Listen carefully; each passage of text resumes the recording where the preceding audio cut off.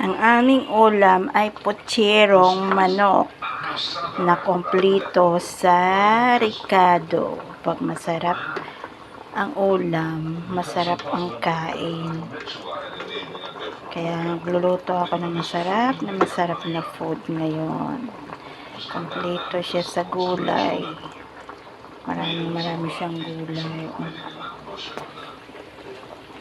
Putserong manok. Ano lang yan? Tomato paste.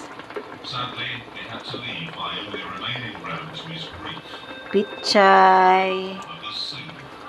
Cauliflower, chicken, carrots, potato, beans, bell pepper, sayote with bananang saba.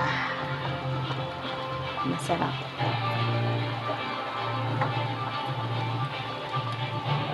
Ganyan lang magluto, sabay-sabay mo magluto.